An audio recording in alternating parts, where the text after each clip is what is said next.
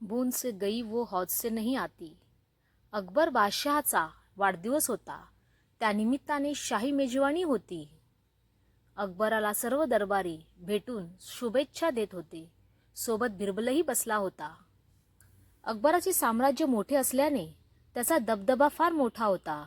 दूर दूरच्या राजाकडून या निमित्ताने शुभेच्छा संदेश येत होते. त्यासोबतच त्या राजांचे दूत अकबरासमोर विविध नजराणे सादर करत होते.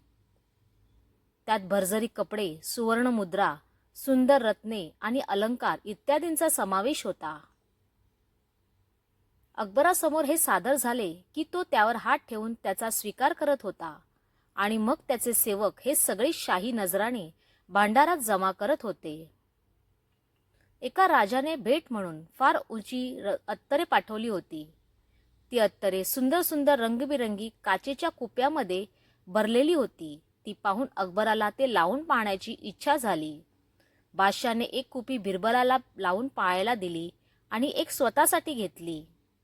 अकबराने कुपी उघडून हातावर अत्तर लावायचा प्रयत्न करताना त्याच्याकडून थोडं जास्तीचं अत्तर त्याच्या अंगरख्यावर सांडलं. अकबराने पटकन ते टिपून घ्यायचा प्रयत्न केला, पण तो अयशस्वी ठरला. अकबराला तेवढ्यात बिरबल समोर असल्याचे लक्षात आले आणि तो अवघडला. बिरबलाने हे पाहिले. त्याला असे वाटून गेले की एवढा मोठा बादशहा, त्याची संपत्ती केवढी, आज आलेले नजराणे किती आणि अत्तराचे काही थेंब गेले तरी किती कासावीस होतोय.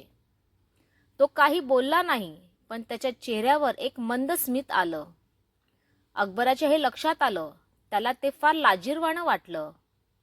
थोडंसं अत्तर आपल्यासाठी काहीच नाही हे दाखवण्यासाठी बादशहाने दुसऱ्या दिवशी एका हौदात अत्तर भरायला सांगितलं आणि प्रजेला त्यातून हवं तेवढं अत्तर घेऊ शकता अशी दवंडी पिटवली.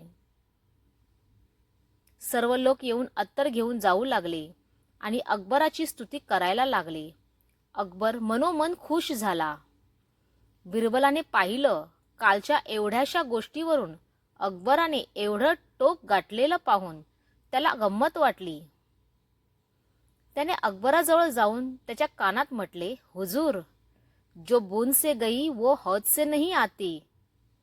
म्हणजे थेंबभर अत्तरासाठी धडपड केल्यामुळे जी अकबराची शान गेली ती नंतर हौदभर वाटल्याने परत येऊ शकत नाही.